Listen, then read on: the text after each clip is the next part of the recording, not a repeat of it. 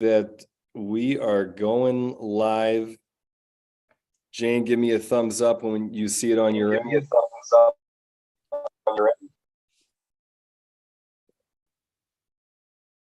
Let me know. Hello, Aziz. Okay, great. Thank you, Jane.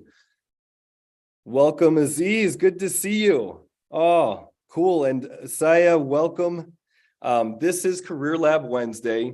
We're here every Wednesday from noon to 1 p.m. Central Time to support you in your career. The way we look at career is that it's a vessel or pathway for you to reach your potential, for you to become who you can become. And so it's a big playground. Usually there's always something I can be improving on. So there's no question too small, no question too big. We invite you to jump in with any question that's on your heart. So we do have a topic today, but that topic is not as important as what's important to you. We are kind of building every week. We follow up with whatever was hot last week. So there's a few ways that you can engage. I love it when you jump in on Zoom, as Janet, Aziz, Asaya are doing here. Good to see you, Janet. And Dr. Medlock and I, it makes it easier for us to engage with you and answer questions that you have and work through things with you. So if you can, jump in on Zoom. If you're not able to, there's a couple ways you can communicate your questions. You can type your questions into the comment section on LinkedIn, or if you're on YouTube, you can type your questions in there as well. And Jane will get those over to us. We'll do our best to get to your questions there. So once again, we've got a few more people joining on here. This is Career Lab Wednesday. We are here to support you in your career. There's, again, no question too small, no question too big. We have people joining in sometimes many months in a row as they are developing in their new role or whatever it is they're working on. So we're getting some folks jumping on here. Dr. Medlock, it is such a pleasure to have you here with us. Thank you so much for joining in. I want to check in with you. We've got folks joining in here. Is there anything that you want to say before we start answering some questions? Well, I was interested in the topic of never split the difference. And I thought it was an interesting one because we often think about, well, compromise is what we're supposed to go for in a situation. And right. What does it mean for kind of you to go for what you really want, at the same time, not provoke the defensive reactions in others that might cause them to, disagree or get into fights and have negative reactions. So could you speak a little to that? Because I know that I personally am curious about how that works. And I remember seeing the video that you suggested, which I thought was very powerful, but I'd like to see how that translates to some of the situations we face at work. So presumably, I'll do my best with this, and please jump in when you have an insight on this. Presumably when somebody is hiring for a role, there's a problem that needs to be solved. Mm-hmm. And it's likely that the company or the boss or whoever's hiring for that role, they may not have all the data on what is really going to make is going to be helpful there. They may not.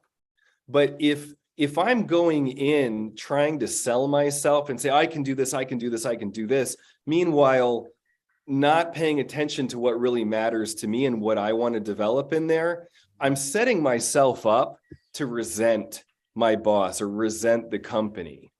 And so if I can go in with, knowing what I want from my role there, and I can communicate that, and I can ask questions that help draw out what is really going on with the problem in that role, then we're going to get better alignment. And that's one of the things that I really like in that book, Never Split the Difference, that he points out is, if everything, when he's a hostage negotiator, and he goes in and one of the things he's learned after years is, if everything is going well, I know we're in trouble.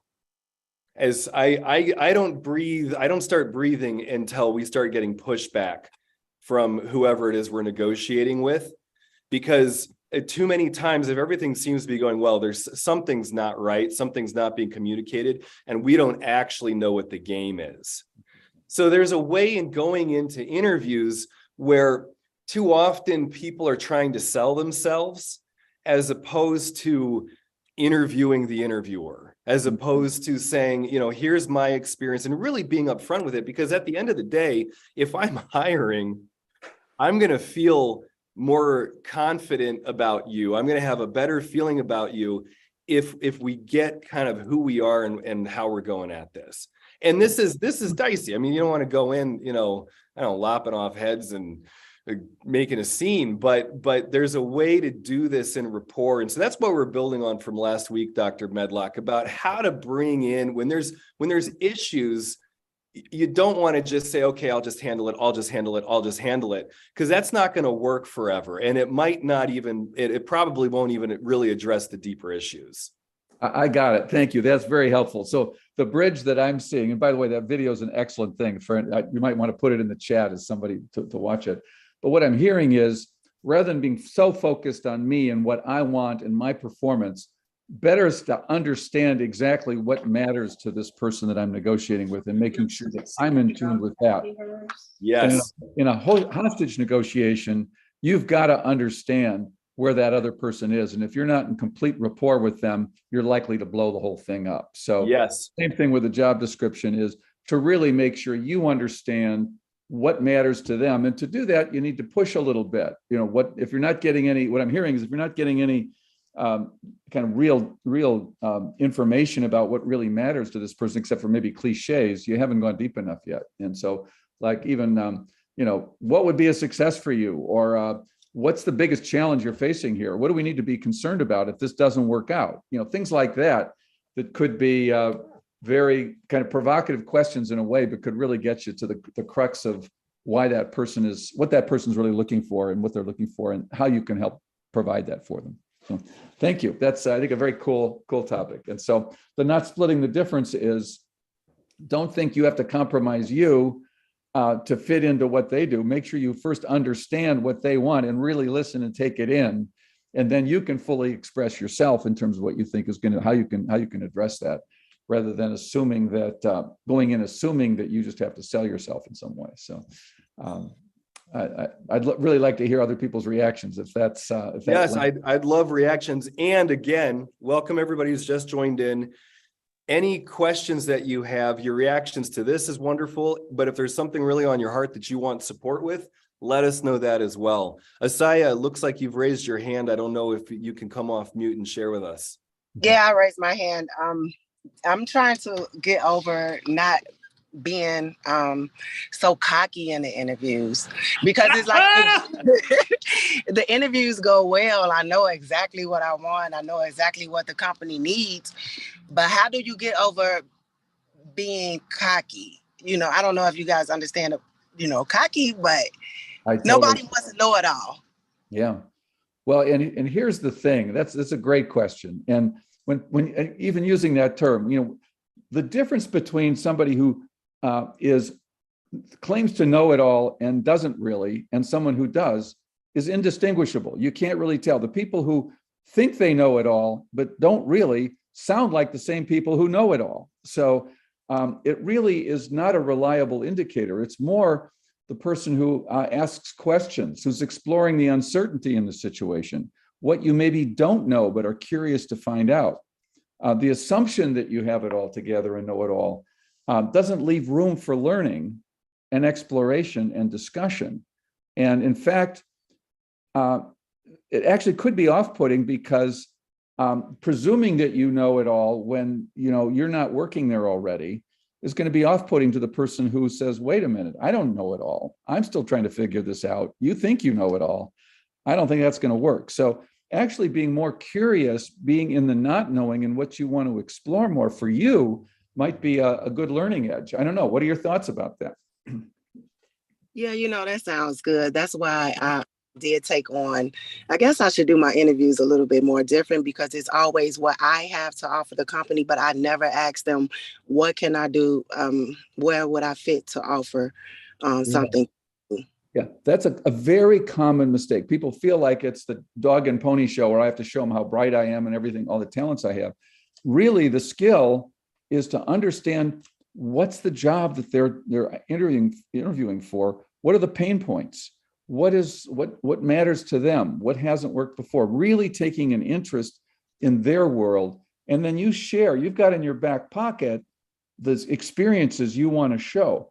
But you don't necessarily need to lead with all those. You want to show how those relate to what matters to them so that you're really in rapport with that interviewer. And that's a great question. I really appreciate you bringing it in, because I think it is a common pattern that people often think, I've got to show them everything I know before, you've really gotten to know them and what are their concerns and what are they really looking for. So great question. Sounds good. Yeah. Asaya, what's one thing you're going to do differently from the coaching you've just gotten? Well,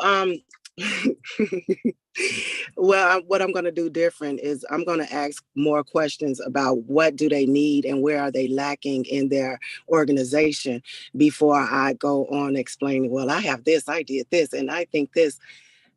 I'm going to ask, what can I offer them instead of them? I think I was waiting on them to dig out what I can offer them instead of me asking. So I was waiting for them to put me in a position that, so when I go to the interviews, I never got the position that I wanted because I never asked what they needed. Cool. Great. Okay. Great move. There you go. I'm looking forward to hearing about this, Asaya. Please join in and let us know how it's going next week. Are you're actively interviewing? I'm actively interviewing. I'm actually waiting on someone to call me tonight. If they don't call me, I understand why I didn't get it, because I woke up this morning and I just had to feel something just didn't go right. But I'm trying to get away from the negative thoughts of after you interview and you're like, oh, maybe I didn't get it. Maybe I didn't get it. So I'm trying to be more positive. Okay, cool. Asaya, I'm so glad you're saying this. I was actually just in the development meeting for this app we're creating to help, because we're only here once a week, and so it can help people continue the work with this. And that's actually one of the things we want in it is a before an interview, like checklist to go through to make sure you're setting yourself up well, and then afterwards, because you actually want to pay attention to the things that you. If I've got a feeling, if I'm feeling afraid or some anxiety about maybe it didn't go well, that can be important data that can help me do better next time. And so it's kind of a sort. You want to look at what you did well and what you could have done better. But that's I don't want to throw more at you right now. I think what you're going forward with in terms of asking more questions is a great start. So stick with that. And I just wanted to, I wanted to take the opportunity to plug the app that we're developing really. So thank you. Thanks for teeing me up. I appreciate it. Absolutely. Welcome everybody. Well, cool. Great. So we are here to serve you. Aziz, I see that your hand is raised. So yes, back to a side question, we have to be careful and not be overly cocky, right? So can somebody speak to how we can draw the line between being cocky and coming genuine to the interviewer? Because I'm hiring and I have two candidates right now. One is overly cocky, but that's not representative of the team that I run, right? But it's very knowledgeable, and I can see that it could be like some training issues if I hire that guy over the other guy that's like genuine. So how would you deal with this type of situations? Well, I think that's, first of all, your awareness of that is very important. It sounds like you have a lot of serious reservations about this other guy. I assume he has a lot of other abilities that make him attractive, perhaps, so you're still considering him. But yes. This quality, though, doesn't fit with your culture. So, first of all, trusting that. That's probably not something that's going to go away when you hire him. So I think it's I guess the question I have for you is, for this other person who seems to be genuine, what's your reservation about going with that person? What's missing in that case, in your view?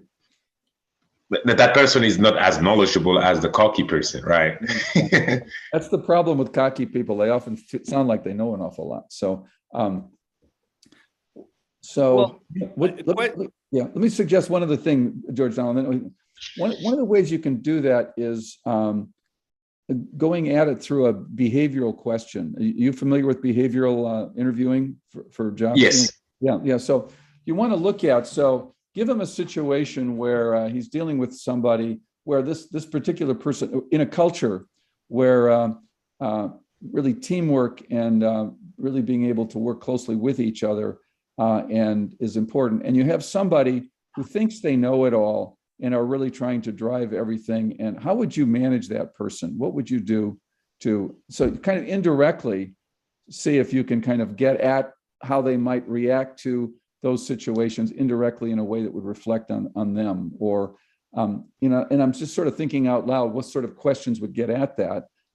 You could also, if you get to the place where this is the biggest, you wouldn't hire them unless you had this issue addressed.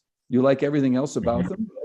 You can also just be direct, I think, and at that point, because there's nothing to lose. And you're saying, I'm not going to hire this guy unless I really feel comfortable on this, to tell him, I really like your skill set. I like your ability. I think you could bring a lot here, but there's a personality piece that I'm having issues with that don't fit well with our culture. And I just want to name it because it's an important thing in our culture. And then just give him that feedback or her and see what response you get and begin to work with that. And that would also give you an indicator of how coachable he is on this issue. So, and that I think would give you a lot of data. And you have really at that point nothing to lose, because what you're saying is you're not going to hire this guy if it were today and I said, are you going to hire him or not? You're saying, no, not given this. It would be a mistake to hire him, in my view, with the reservations you have. Without clarifying. So good luck with that. I'd love to hear how that goes. That's a good piece of follow-up to do. So Thank you, sir. Okay. Aziz, is there any more with that? Is that? No, I'll go with the behavioral question and I'll ask subsequent interview to dig much more. Yes, okay. That's a good feedback. One of the things that I forget which book it was, but a lot of the tech companies in San Francisco were saying that what they're looking at is not expertise in terms of because things are changing so quickly, that what they're really looking at is they're trying to identify how quickly somebody can learn, is how open to learning and growing and shifting is somebody, because you can hire for something specific and then 6 months later realize, oh, that's not it anymore, and now what do we do? And that's a great idea, George Donald, and you could actually turn that into a behavioral question. Can you give me a situation where you didn't know something and had to learn it quickly, and tell me about how you did with that? Adaptability. Yeah, and learning quick. Yeah, and these are great.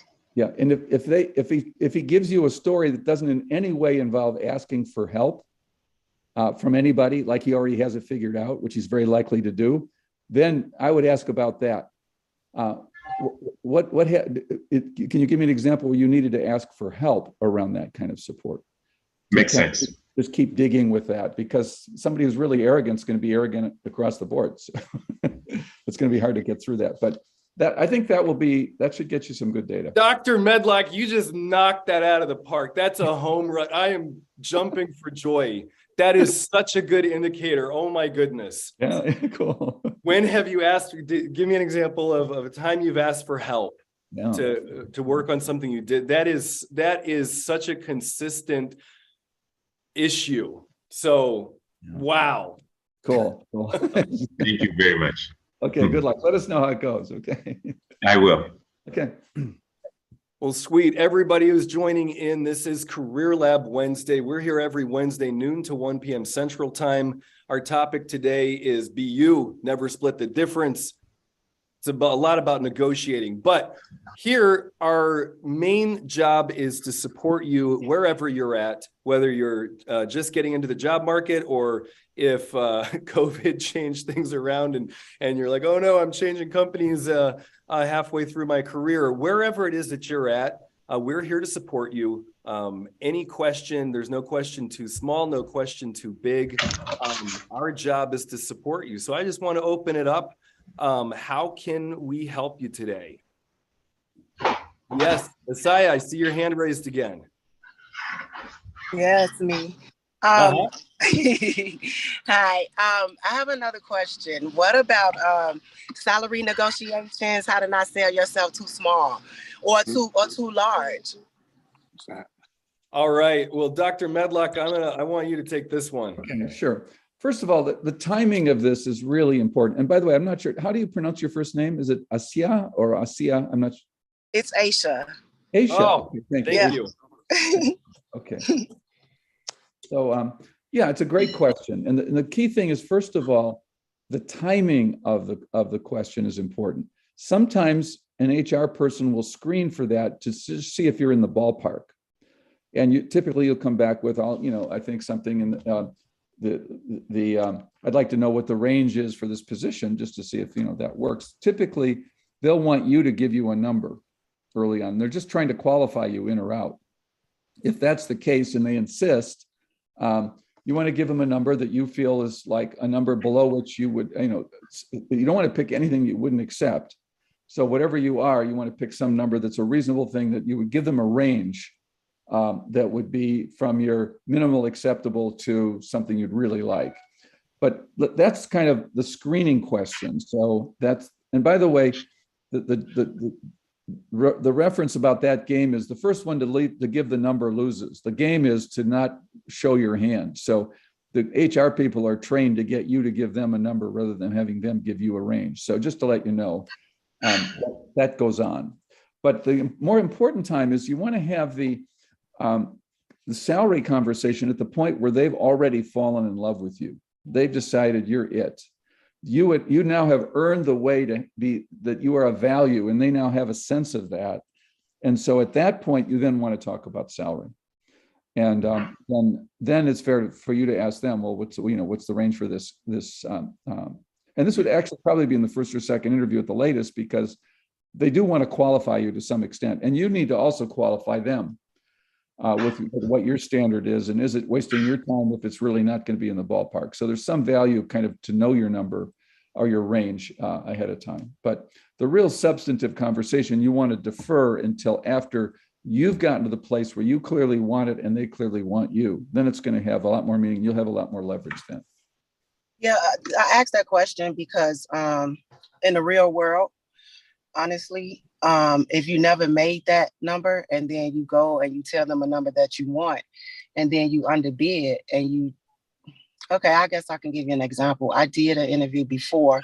The position was 112,000. Well, I had bidded myself for 65,000 because I actually never worked the position. I just had the knowledge and the position, and I was close to getting the position. You see what I'm saying? So when I did ask for 65,000 and the position does pay up to 112,000, it made me look, I'm trying to see what sort of way did it make it look? Did I look incompetent, or how did I look, So let me clarify then. At what point did they give you the range? Well, when they first called, they did ask, and I did give them this low range. Mm-hmm. And then the second interview, he asked me again, what did we speak? And I was so quick to say it, I said the same number. And then the third, basically like the third and final interview, when we spoke on it and she gave me the range, it was way above what I asked for. Wow. Okay. So, and did they rule you out then, or is it still open? It's still open. I'm not sure. They're waiting to get back with me, but. Well, so they have a lot of interest in you. So that's going to be tricky, because there's probably a misfit and some mismatch, and they may be perceiving you as at a lower level than that position is offering. Is that part of what the conversation is right now? Absolutely, because it took me down to, I did apply for a higher level, but it took me to a lower level. Yeah. And I think I'll make that mistake.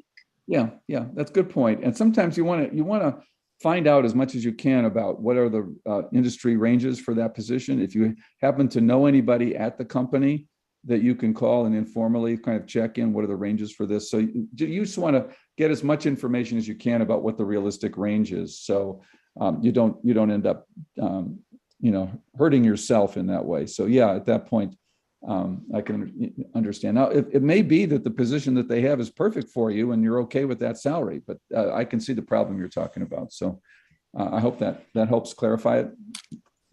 Yeah.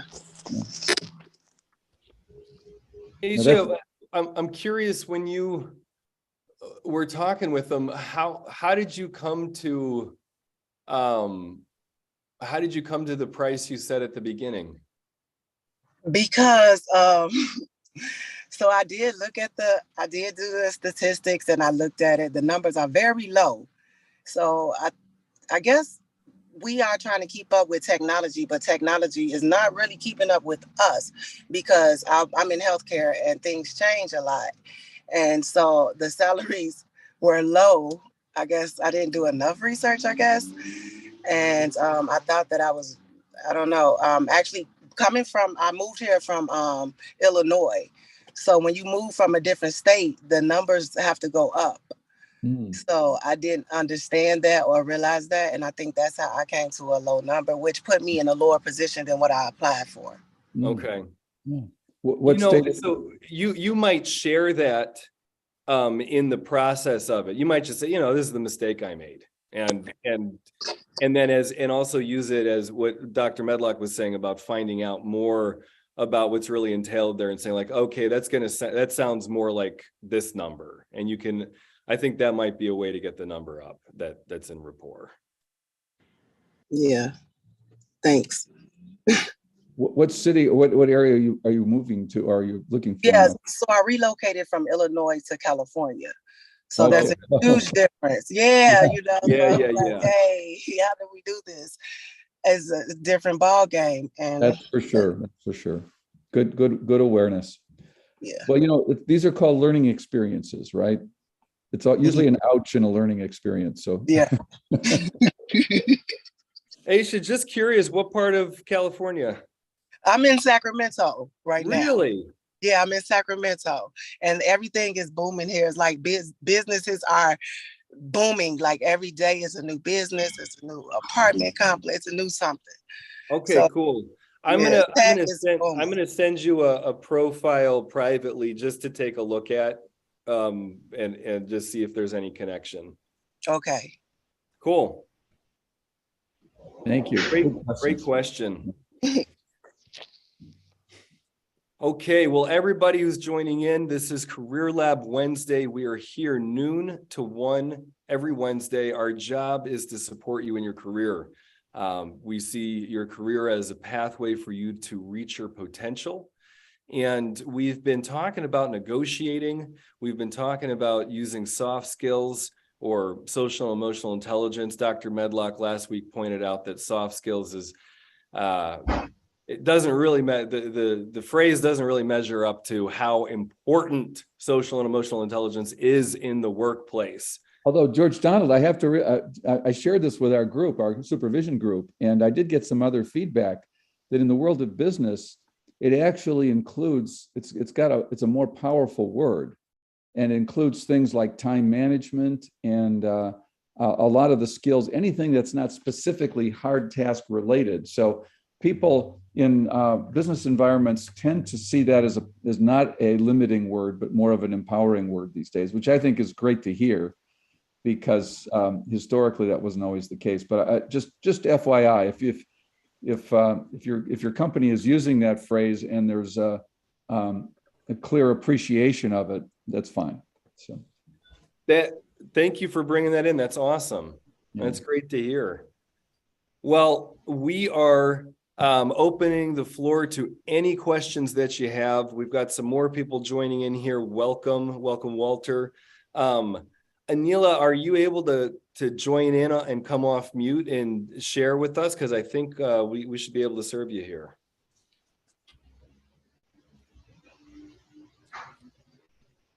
So let's see, we've got a question about interviewing tomorrow with total quality logistics and appreciating any wisdom.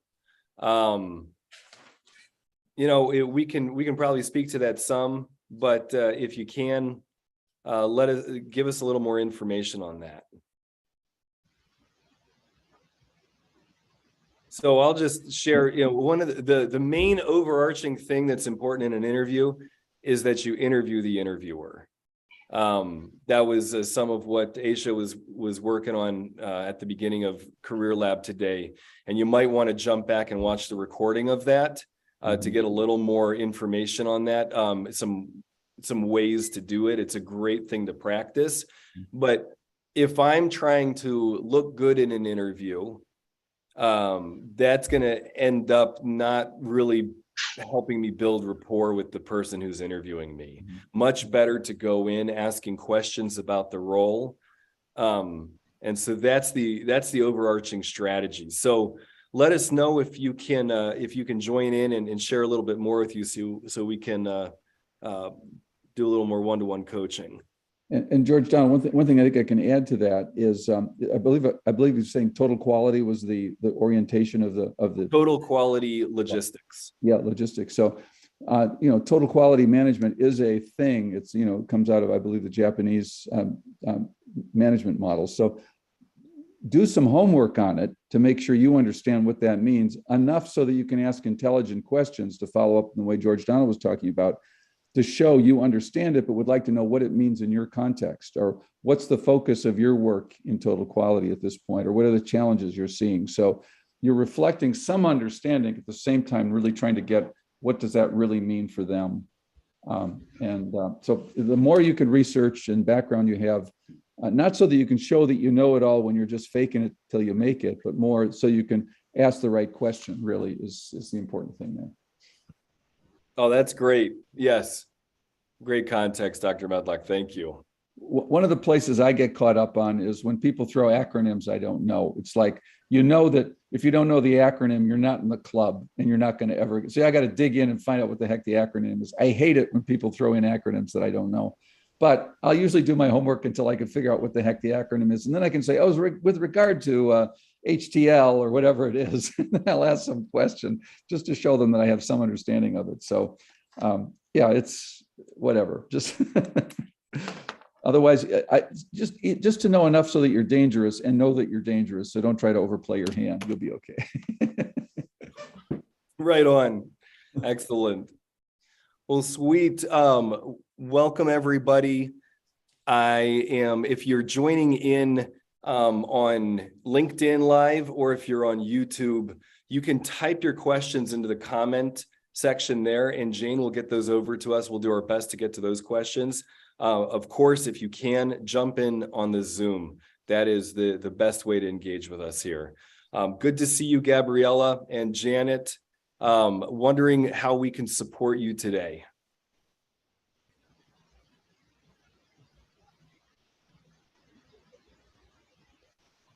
Oh, yep, you're still on mute. Okay, I'm not. Oh, no, you're not. Welcome, good to see you both. Hi. Oh, by the way, I have good news from a friend of mine. He just got offered a $75,000 job in Hawaii.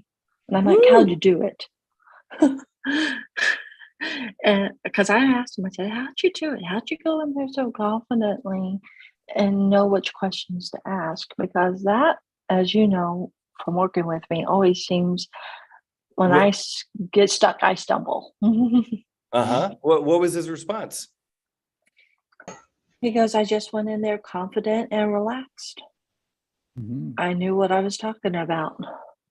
Well, I guess that's a little bit of help, but I'm remembering when I was really struggling with writing, that working with somebody coaching me who also struggled with writing ended up being more useful than somebody where writing just came naturally, because you want to be able to get in and find what challenges people had and see how they overcame those challenges. Well, he drunk applied for the job, and they called him the next day, and he was able to get a job, and he just lost his job earlier this week. And I'm like, how did you do that? I've been struggling to find a job. Well, Janet, on that point, I think the question I would ask them, I'm guessing there was a perfect fit in some way, or a very close fit between his skill set or her skill set and the job requirements. And I would just ask about that, like, what was the job, and what was your skill set that best matched that made you attractive, and that will give you some information, because typically that's where people start when they do the screening. Does this person have the skill set we're looking for? And when that matches up real quickly, it turns into a very quick interview. So I would just explore that question, rather than, otherwise it leaves you kind of in a vague, well, how did you do it? And what's the secret for me? But I think ultimately that is one of the secrets, is that when you're applying for a job, to the ones where you see the closest match between what you've already demonstrated as competence and done a good job with, are the ones that you're most likely to get interviews with, because the HR group is always screening that right up front. So, thank you. sure. Great question, Janet. Thank you. And Gabriella, good to see you. How can we support you today? I don't have any specific questions today, but not too long ago, maybe about a month or so ago, where I work, they finally gave us a deadline that, like, come December 31st, actually not this year, but 2024. So I have time. We're going to be closing our doors. Oh, So wow. I have to slowly start thinking about finding a new job. So. Well, you've got a nice ramp and plenty of time, so that's helpful. And No, and I haven't been in the job market for a long time. I've been very lucky. People were looking for me and for my skills, but that isn't always the case. So. Oh, that's good to hear. Well, have you shared? I forget if Aziz here, Gabriella, if you don't mind, add me to your LinkedIn network, and whenever you're ready, shoot me your resume. I have an extensive network and connections that I would like to line you up with. So. Oh, thank you. Okay. No, you're welcome. that's lovely. That's the magic of networking right there. You just saw it. Yeah, and there's no time like the present to begin doing that search, as opposed to waiting until it's urgent. So Aziz, thank you. That's very, very, very Thank sweet. you, sir. Really appreciate it. Fantastic. And I wanted to say, Gabrielle, I forget if we've shared the YouTube playlist with you from Career Lab, where you can go in and look at resume and LinkedIn and our history of that. We haven't No, and this is the first time that I have participated and dialed in, so I am brand new to all of this. Okay. Gotcha. Okay. Well, fantastic. If you take a look in the chat in Zoom, click on that, save that, subscribe. You'll get updated each week, and that should be a nice tool for you as well. Oh, thank you so much.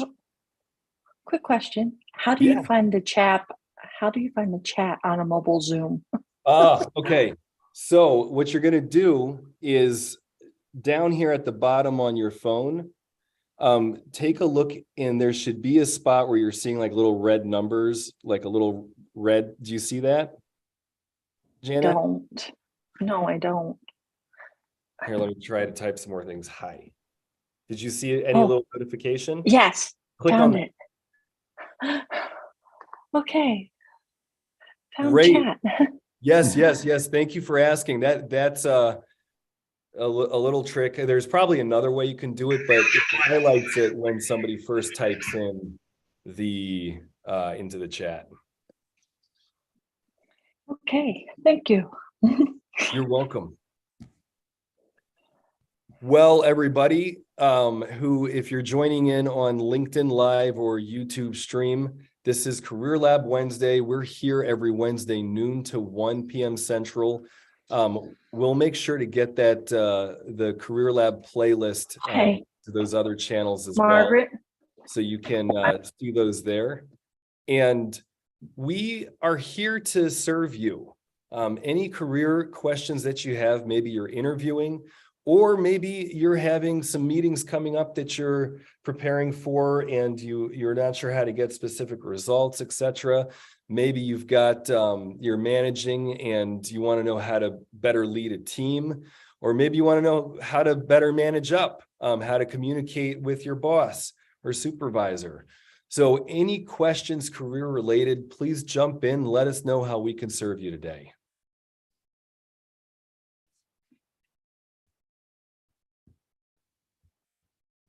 Great. Thank you, Jane. Oh, Aisha has another question. She's raised her hand. What's up? Rock on, Aisha. Well, I was wondering if anybody else raised their hand, they can go before me. But I was just actually thinking, when you're doing a career change, I know it's a known statistics show that after 41, that it's hard for us to find jobs. I want to speak with Gabriella about her situation. Given the field right now, it shouldn't be hard for you to find a job because you have so much of the experience. And I know that they are looking for the experience. And you just have to answer the people that are calling you back because I was in that situation as well just a while back. And I was turning down positions. And then the position that I was in had ended. And I had already turned down big positions, so it'll be a breeze. I hope so. But I mean, this point that you're raising here is one that is in, the back of my mind. I'm not, 25, 35 anymore. Yes, I have the experience, but, yeah, right. What do you do when you're not kind of in that prime age range anymore and you're out looking for a job? This is really important stuff. And I actually want to comment some here. I've been all about geopolitics for the past 3 months. I'm not an expert at all, but I've listened to a bunch of podcasts and read a bunch of books.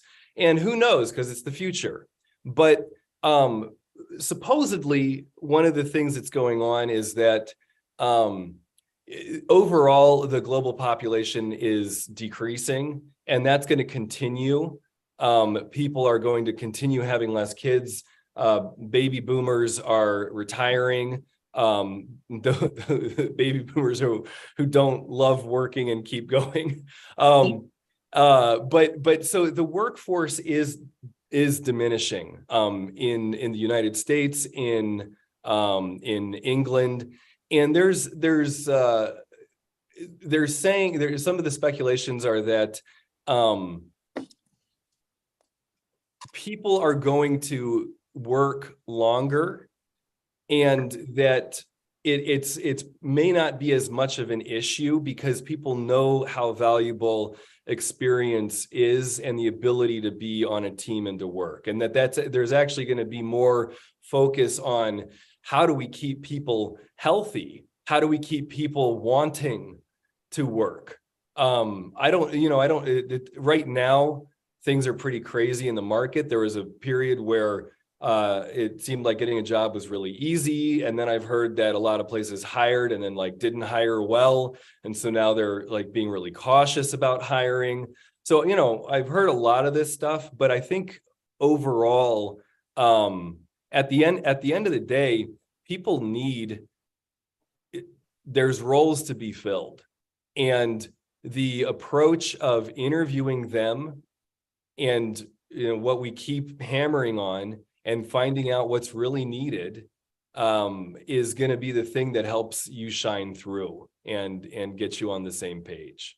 So I wanted to throw that in here because I've been tripping out on geopolitical stuff and wanted to mention that. But I'd love to hear your thoughts, Dr. Medlock.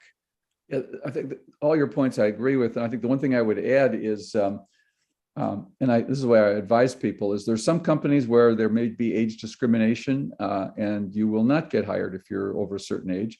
Other places where they're looking for the experience and you will get a serious consideration. So just assume that, and you just start looking for the places where your resume and your networking leads you that are resonant with it and are exploring it, because there are many positions where the experience is exactly what they're wanting. And so it's more about what skills you bring than your age that actually determines it, and the attitude and your motivation to work as well. So just kind of be careful of the limiting beliefs that come up that can easily plug in, like, oh, now that I'm 61 or whatever age I am, now I'm going to have a lot more trouble. Because the danger of that is the notion of what we call self-fulfilling prophecies, which we could talk a little bit about, is as soon as you're operating from a limiting belief, you tend to create it unconsciously so that the behavior leads to people reinforcing that idea. So, your own self-doubt will sort of project in an indirect way into the interaction. So it's just important to just say, understand, and that you feel good about your skill set, and your age becomes not the relevant factor at that point. Your experience is what matters. And can I speak to that as well? It's so good that you said that, because I am at the age limit as well, where I would go and say, oh God, they can get somebody younger than me, and we're going to just say, I'm going to say this because we are in a group and this is what is real. Sometimes me being a woman and also being a Black woman, I don't get those type of positions. And some of the positions that I seek are positions that are actually filled by men. Now, I do understand why they are filled by men. I will not argue that. But it's like I'm chasing a position that not a lot of people will continue to chase. Okay, so I'll give it to you, an administrator. So we dealing with $1 million budget. Of course, I never had $1 million. We know that. But I have the education to balance a balance sheet, an income statement. I mean, a number on a piece of paper is not like you giving me the money directly in my pocket or my bank account. So that's my issue. And I'm glad that you just said that. And if it makes Gabriella feel any better, I think we all have that sense where we're just so used to something set, it's here, it's set, and we're going to leave it like this. But that's just not how the world is working right now. Well, Aisha, I'd like to speak also to the issues you were talking about, because one of the things that we emphasize in our job search strategy is networking.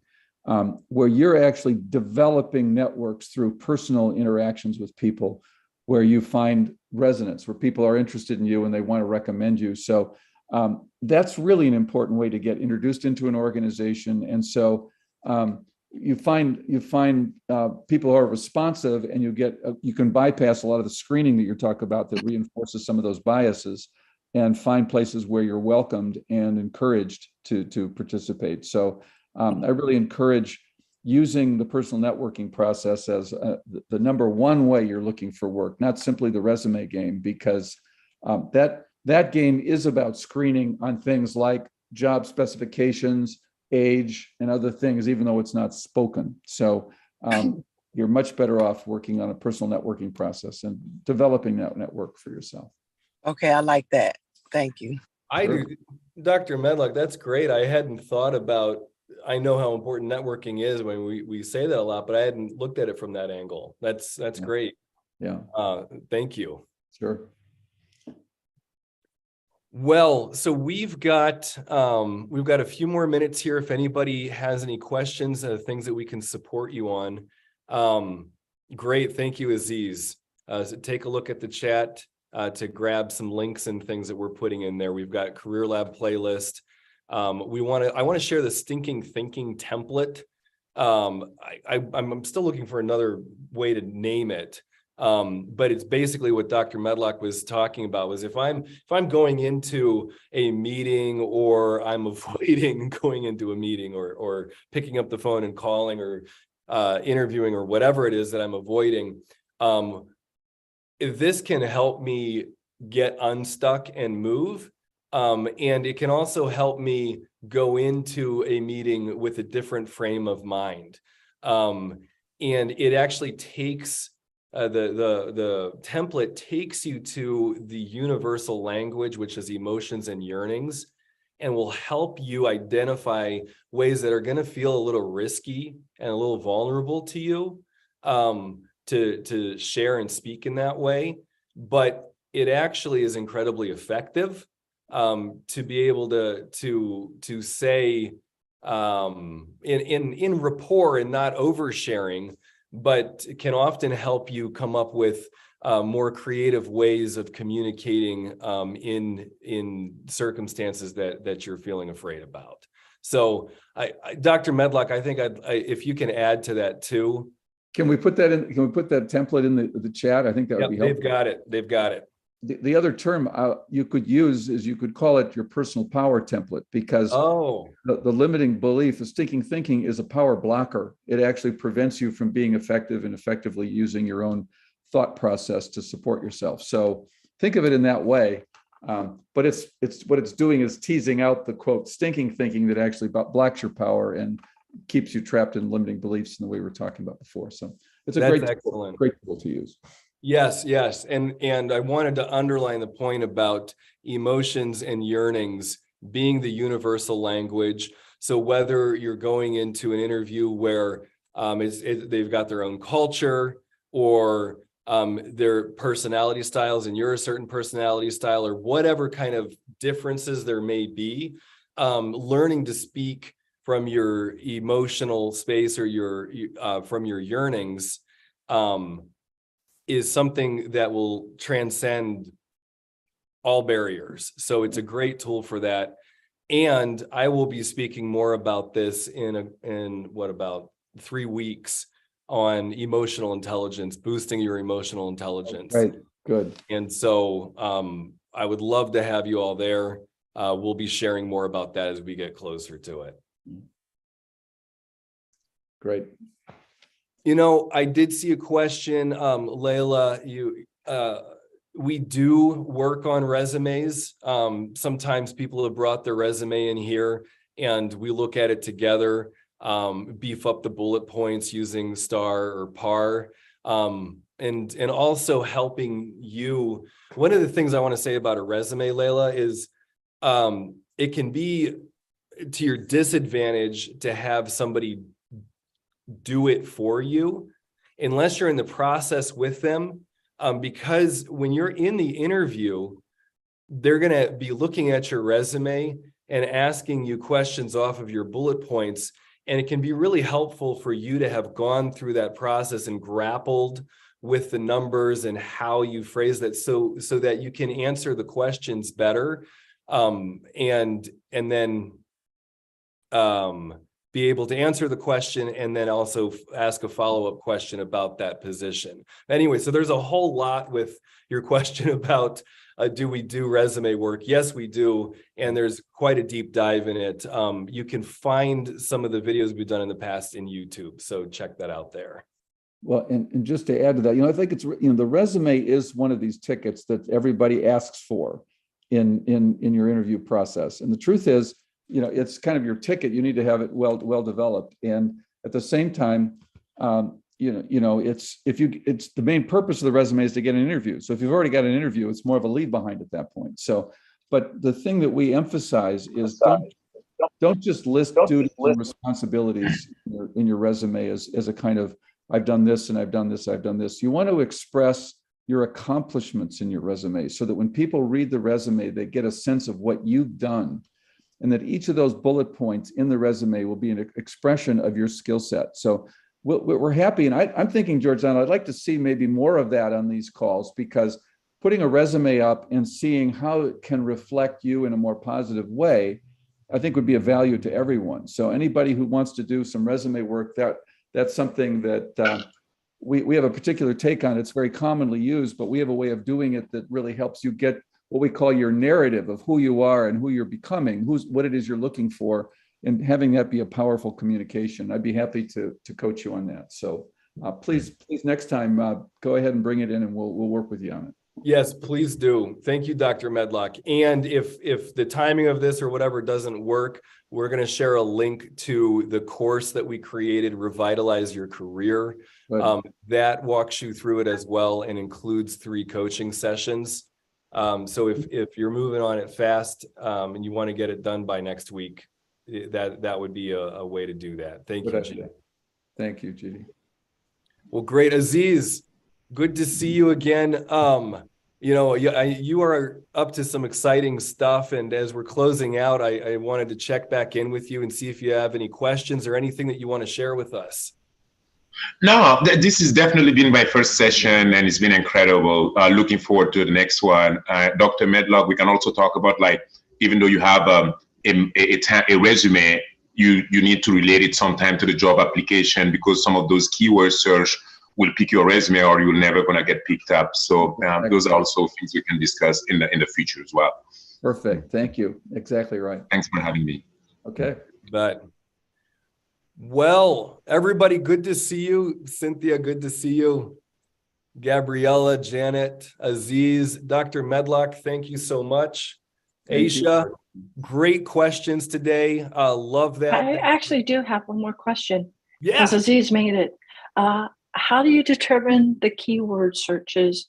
Because I now have a good basic resume, but there are a couple of like other positions in which tie into what my basic resume is like that are not quite keyword related to what my resume is for, like accounts receivable or payroll, because the one I have right now is for accounts payable.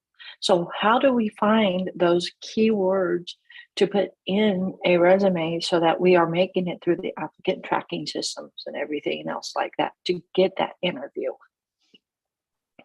Aziz, do you want to speak to that? Do you have some thoughts on that? Well, I'll let you shine into that, mostly in the job description. And so anything you want to add, George? yeah, so one of the things that we do with that is when making the bullet points that you have for your resume, you can create an overall list. And then when you go to the job description, you look for the key words in the job description, and you can look to your list of bullet points, and you can do a shuffle and put the ones that most apply to that job description in there, and you can change a couple of the words in those bullet points so that they land, and then up in your few sentences at the top, you can do the same thing. So you can look at the job description, look for the keywords that are in there, and then fill those into the key spots in your resume. Cool. Does that help? Okay, you got a thumbs up. Cool. Okay, awesome. Excellent. Well, everybody, blessings. Looking forward to seeing you next time. You can always contact us as well via email, and let us know what questions you have and how we can support you. And have a great Until week. next time. Okay, all. Take care. We'll see you. Thank you, everybody. Blessings. Great work, everybody.